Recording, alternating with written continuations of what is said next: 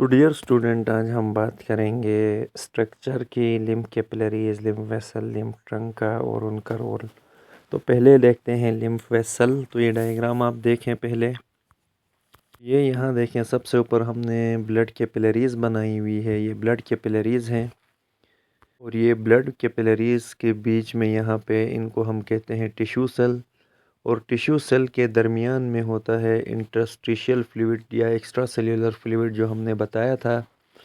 और फिर in tissue cells को ये देखें सराउंड किया हुआ है लिम्फ कैपिलरीज ने, और इसके अंदर लार्ज इंट्रासेल्यूलर स्पेसिस होते हैं। तो इन लार्ज इंट्रासेल्यूलर स्पेसिस के अंदर फिर ये जो एक्स्ट्रा सेल्यूलर या इंटरस्टिशियल फ्लूइड है, जब ये लिम्फ कैपिलरीज के अंदर आ जाता है तो हमने इसको क्या कहा था? लिम्फ कहा था। और लिम्फ फिर आगे लिम्फ कैपिलरीज यूनाइट होकर आगे क्या बनाती हैं? लिम्फ वेसल्स बनाती हैं। तो उम्मीद है ये लिम्फ वेसल आपको समझ आ गया होगा। इसके बाद फिर लिम्फ कैपिलरीज हैं।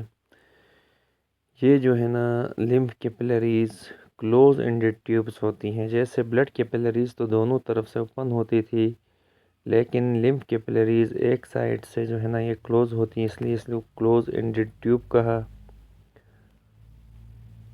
और फिर इनके बीच में क्या होते हैं? लिम्फ कैपिलरीज के इंटरसेल्यूलर लार्ज स्पेसेस होते हैं। और फिर यहाँ पे एक कम्प्लेक्स होता है ब्लड कैपिलरीज का। और ये जो वॉल्स होती हैं लिम्फेटिक कैपिलरीज की, यानी जिस तरह से ब्लड कैपिलरीज होती थी, यहाँ पे सिंगल लेयर होती है स्क्वेमस एपिथेलियल सेल्स की। और ये थिन वॉल्स जो होती हैं लिम्फेटिक कैपिलरीज की, यहाँ से जो इंटरस्टिशियल फ्लूइड है फिर ये इंटरसेल्यूलर स्पेस में आता है। फिर इंटरसेल्यूलर स्पेस से ये लिम्फेटिक कैपिलरी में आता है। और जब ये इनसाइड लिम्फेटिक कैपिलरी आ जाए तो इसको लिम्फ कहा था।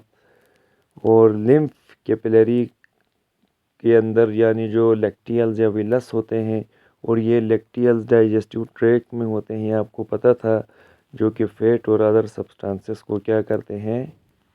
डाइजेस्ट करते हैं।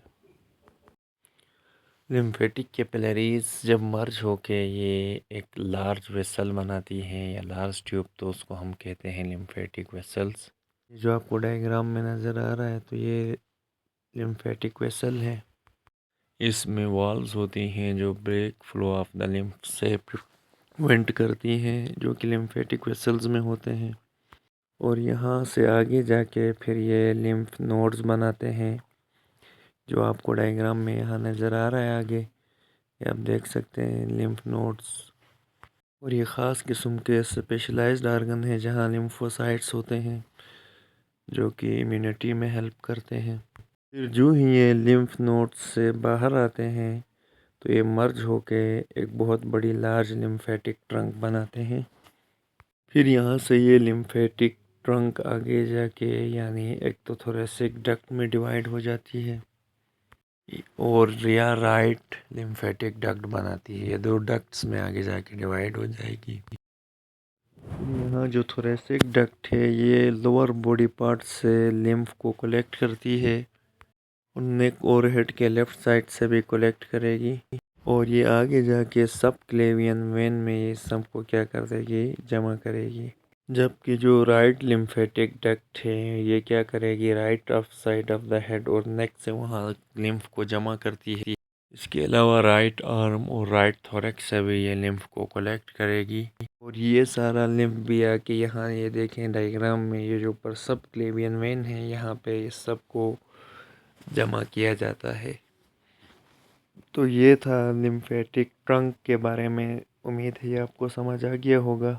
ये स्ट्रक्चर और रोल था लिम्फ वेसल्स का, लिम्फेटिक वेसल और लिम्फेटिक ट्रंक का।